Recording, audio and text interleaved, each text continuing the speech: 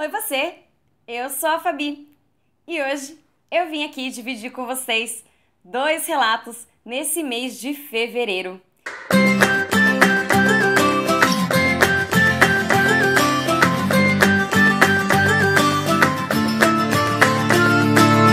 Mas antes da gente começar, se você ainda não é inscrito no canal, aproveita para se inscrever aqui embaixo no botãozinho inscrever-se.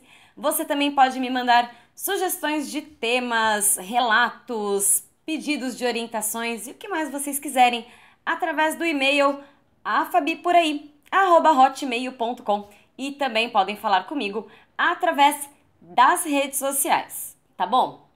E o primeiro relato desse mês é da Janaína Ida Assis e ela me escreveu o seguinte: Bom dia, meu nome é Janaína, tenho 35 anos.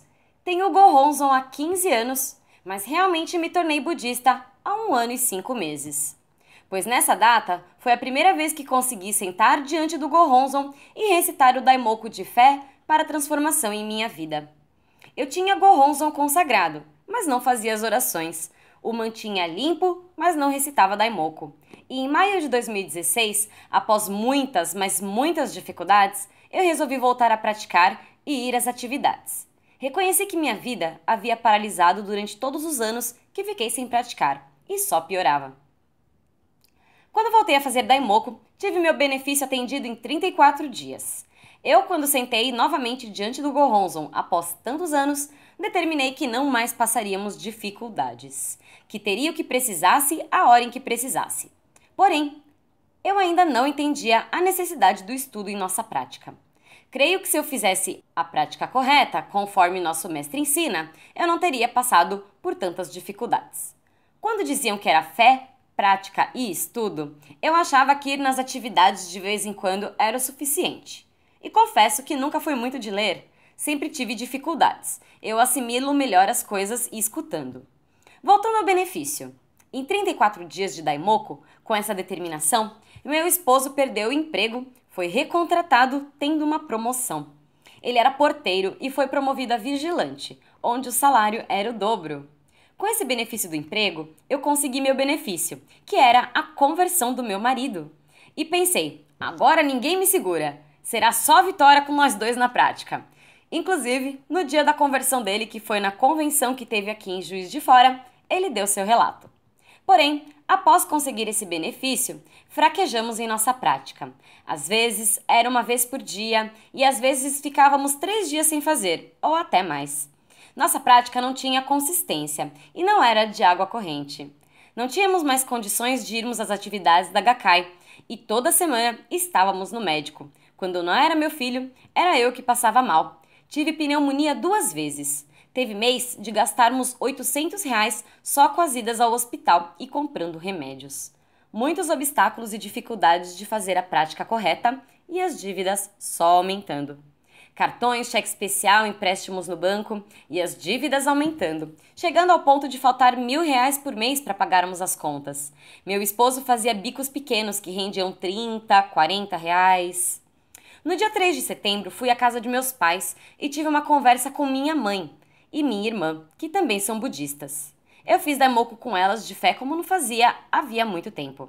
Enquanto recitava no meu Horengekyo, eu dizia mentalmente: o que fiz com o meu benefício? Estou passando por dificuldades piores do que antes. E determinei que daquele dia em diante eu não mais deixaria de fazer minha prática correta. Faria todos os dias, de manhã e à noite, e mudaria todas as circunstâncias. No dia 5 de setembro, a minha dirigente de distrito, Rita Camilo, me mandou uma mensagem perguntando se eu faria o exame de admissão do budismo. E apesar de não me achar preparada e ter pouco tempo para estudar, eu decidi fazer. A minha dirigente de bloco, Rita Del Monte, me mandou a apostila e os jornais com a matéria do dia 11.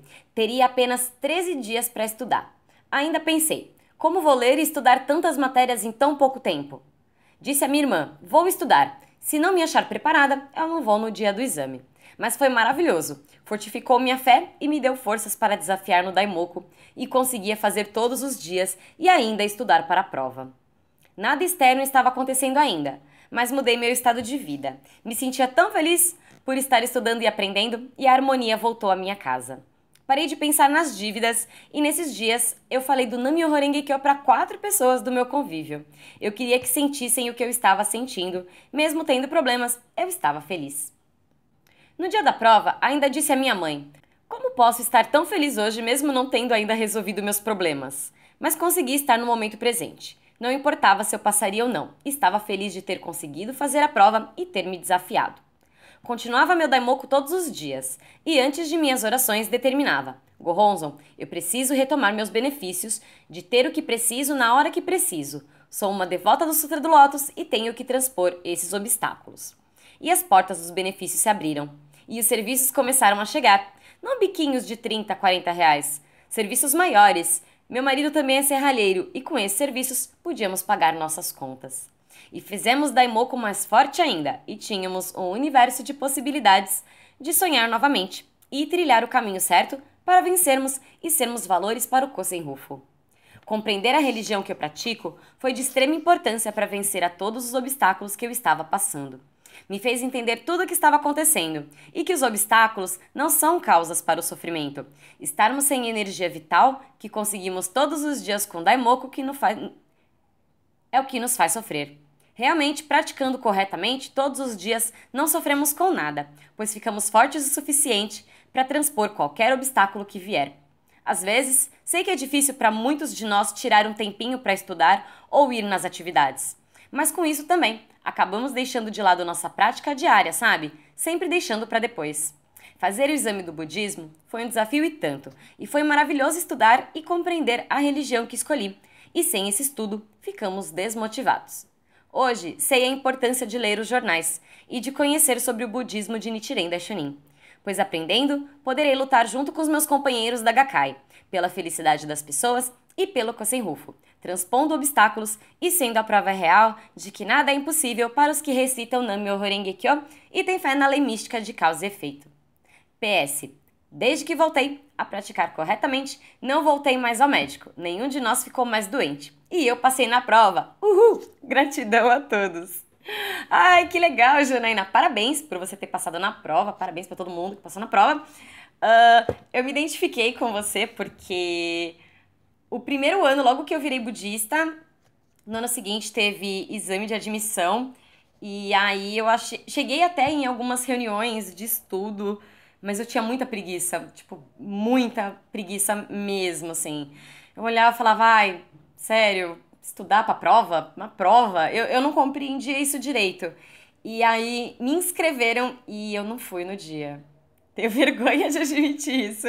Mas eu agradeço o canal por ter aberto para mim a possibilidade de poder estudar mais à medida que vocês vão me pedindo sugestões de temas que, como eu falei, a gente estuda junto, né? Eu não sei, tudo que vocês me perguntam eu já não sabia antes de gravar, não, eu vou estudar para depois gravar. Então, essa coisa do estudo realmente, com o tempo eu fui vendo a importância que dá, porque se você só pratica e não estuda e você não sabe por que você tá fazendo as coisas que você tá fazendo, você acaba virando um fanático sem eira nem beira. Então, é preciso a gente saber o que a gente está fazendo, até para quando as pessoas perguntarem pra gente, a gente saber explicar. É muito legal quando você consegue tirar a dúvida de outra pessoa. Eu, particularmente, gosto muito de responder as dúvidas de vocês, porque eu aprendo e eu sou professora, né? Eu gosto de transmitir os ensinamentos, então eu fiquei muito contente com o seu relato, fico feliz que agora você tá praticando direitinho, que a sua família tá saudável, que tá tudo dando certo. Eu espero que as coisas continuem evoluindo, que você continue contribuindo com o mundo, não só com a Gakkai, mas com todas as pessoas e que seja cada vez melhor e mais forte essa sua fé de água corrente. E o nosso segundo relato de hoje, a pessoa pediu para não ser identificada, então eu não vou, obviamente, dizer o nome dela, mas essa pessoa tem 24 anos de idade e nasceu numa família cristã. Meu pai é espírita e minha mãe católica. Temos uma relação de respeito muito grande diante das nossas crenças distintas. Conheci o budismo através da Andressa. Sou shakubuku dela e me converti no dia 13 de maio. Antes de começar o meu relato, preciso voltar a alguns capítulos da minha jornada, exatamente no ano de 2014, onde enfrentei a maior dificuldade da minha vida. foi o ano em que fui diagnosticado com HIV. Naquele momento, lembro-me como se fosse ontem. Senti o chão se abrirem embaixo dos meus pés. A voz não saía, o choro ficou entalado. Pensava que minha vida havia terminado naquele momento. Sofri sozinho, calado, dias sem conseguir dormir e sem saber o que faria da minha vida dali em diante. Naquele momento, apenas minha irmã e meu melhor amigo sabiam da minha atual condição. E essa é a primeira vez que tenho coragem de falar publicamente. Foi um período de muitos exames. Foram filas intermináveis no hospital, espera de um mês por resultados, o primeiro comprimido. Foi um ano difícil, mas o estudo, o conhecimento mais aprofundado sobre o assunto, que é um grande tabu na nossa sociedade, e o apoio de alguns amigos e familiares foram que me sustentaram. Descobri que meu medo era resultado da minha ignorância. O conhecimento me libertou. Mas mesmo sendo amparado de todas as formas, o choro fácil, o medo da rejeição, a tristeza sem fim e a falta de vontade de viver batiam à minha porta e fizeram morada no meu coração. E por fim, a depressão passou a ser uma realidade na minha vida. Foram momentos difíceis. Eu não me alimentava, passava a maior parte do meu dia na cama. Inventava doenças para não ir a trabalho e a conclusão da minha primeira faculdade parecia uma realização cada vez mais distante. O suicídio parecia ser a minha única opção. Os meses foram se arrastando. Pedi a Deus todos os dias para me levar, pois eu não tinha coragem de tirar a própria vida. Depois de algum tempo, consegui reagir. Me vi apaixonado e dentro de um novo relacionamento. Mas depois de algumas semanas, após contar sobre a minha condição, eu me vi mais uma vez a vida desmoronar diante dos meus olhos ao ser abandonado. Foram quase 2 anos sofrendo. Meus amigos tentavam de todas as formas levantar o meu astral, mas nada funcionava. Havia perdido mais uma vez a vontade de viver. Dessa vez, o álcool em excesso e remédios tarja preta passaram a ser o meu consolo, e pensava que minha condição era uma sentença para uma vida solitária e o pior, eu acreditava que não merecia ser feliz. Um dia, conversando com uma outra amiga e falando tudo o que estava acontecendo, ela me levou à minha primeira consulta ao psicólogo. Eu não tinha dinheiro para manter a terapia com a frequência que necessitava. Minha irmã, assim que soube, rapidamente se prontificou em pagar minhas consultas, pois estava fazendo terapia escondido dos meus pais. E no momento em que fui diagnosticado com depressão profunda, minha psicóloga disse que me encaminharia para um psiquiatra e que provavelmente me receitaria mais remédios. Foi quando ela fez a pergunta que começou a mudar a minha vida. É isso que você quer para sua vida? E pediu para refletir por alguns minutos antes de responder. E naquele momento, eu decidi que não queria isso para minha vida. Descartamos a ideia do psiquiatra. Me comprometi que aguentaria a terapia até o fim, sem o uso de medicamentos, e que se sentisse a necessidade do encaminhamento para o psiquiatra, assim faríamos. Naquele momento, o suicídio não era mais uma alternativa. Compreendi que minha vida não poderia se resumir a isso. Venci a depressão e, apesar de ainda carregar esses segredos dos meus pais, consegui encontrar um rumo. Retomei alguns projetos, voltei a trabalhar, ressignifiquei minha vida e valores, me reaproximei dos amigos, da família, e eu que nunca havia gostado do boi, me descobri um torcedor louco apaixonado pelo boi caprichoso, o melhor. Apesar da vida ter novos ares, ainda sentia um vazio dentro de mim. A falta de oportunidade na minha área de formação me frustrava. A falta de objetivos, o sentimento de estagnação, e agora, o que eu faço? Tomavam conta de mim. Durante certo tempo, encontrei algum consolo na Igreja Católica. Procurei ajuda no centro espírita quando pensei que ia surtar novamente. Foi quando conheci esse maravilhoso budismo. As coisas no começo não faziam sentido. Eu achava engraçado. Demorei para entender, para sentir, para vivenciar tudo aquilo que a recitação do Nam-myoho Renge-kyo poderia me proporcionar. Antes de me converter, decidi tirar um velho sonho da gaveta, um daqueles que parecem ser impossíveis de se realizar. Decidi estudar para o vestibular de medicina e que seria médico. Durante algum tempo, ainda recebi muitos nãos. Reprovei nos vestibulares, deixei de fazer o Enem e outras provas por medo. Me deparei com portas fechadas, não entendia o que não queria entender, a relação de causa e efeito. Eu não entendia que ser budista não significava uma vida sem problemas ou dificuldades. Me revoltei algumas vezes. Pensei em jogar tudo pro alto novamente. No mesmo período em que estudava para o vestibular, meu pai, depois de fazer um check-up após anos sem pisar em um hospital, se viu assustado quando descobriu que precisaria passar por uma cirurgia cardíaca delicada. E digo mais, a carência do nosso plano de saúde ainda estava longe de terminar e não tínhamos como pagar pelo procedimento. Foram meses angustiantes até a carência terminar, até que finalmente a cirurgia foi marcada para o dia 14 de dezembro. Só que 2 dias antes da cirurgia, meu pai infartou e ficou hospitalizado, fazendo uma bateria de exames e sendo acompanhado 24 horas por dia. E eu mesmo, vivendo esse pesadelo, ainda estava preocupado, porque no dia seguinte do infarto, eu teria a minha última chance neste ano de ingressar na faculdade de medicina. Respirei fundo, decidi naquele momento que não iria esmorecer, que não iria perder meu pai e que faria o melhor vestibular da minha vida. Desafiei o Goronzon. Foram horas de Daimoku, com uma fé inabalável, com convicção que tudo em minha vida daria certo e que eu seria a pessoa mais feliz do mundo. E assim foi feito. A cirurgia do meu pai aconteceu no dia programado e foi um sucesso, sem absolutamente nenhuma complicação. E eu finalmente posso dizer que sou um dos mais novos estudantes de medicina de Manaus. Fiz o melhor vestibular da minha vida e inicio as aulas em breve. Eu demorei a entender que ser budista é ter postura. Postura para enfrentar as adversidades da vida. É ser por inteiro. Inteiro porque não dá para ser meio budista. Ser budista é paciência, é disciplina, é trabalho, persistência e fé. É acreditar no impossível e, como mágica, ver o impossível se materializar na sua frente. O budismo mudou minha vida. Sou plenamente feliz, saudável. Tive a sorte de, no meio dessa loucura toda, encontrar o amor da minha vida, que me aceita exatamente como sou. Estou rodeado de pessoas maravilhosas, tenho amigos incríveis e uma família mais forte e mais unida do que nunca. Eu só tenho a agradecer por todos os ensinamentos. Sei que ainda há um longo caminho pela frente, mas não temo, pois eu tenho fé que tudo dará certo e que estou pronto para os novos desafios da minha vida, pois eu sou budista e tenho muito orgulho. Ai, que legal você, que eu não posso falar o nome. Nossa, que relato, hein? Caramba, que situação difícil. Não sei se vocês... nem todo mundo viu, óbvio. O vídeo que eu fiz no dia do meu aniversário, falando quem sou eu e eu conto um pouco da minha história. E eu tenho um meio-irmão que faleceu em decorrência da AIDS.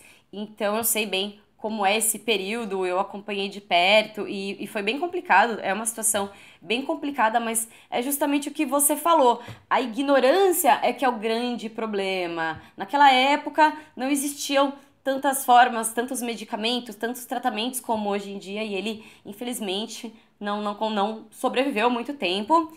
E é muito, muito legal que você se desafiou a prestar medicina, agora vai estudar e vai dar tudo certo, mas o mais legal de tudo foi você ter admitido que talvez não quisesse entender um pouco essa relação de causa e efeito. Às vezes é muito complicado na nossa vida quando acontecem algumas coisas erradas e você pensa, talvez, poxa, por que isso está acontecendo comigo se eu faço as minhas orações direitinho e não sei o quê?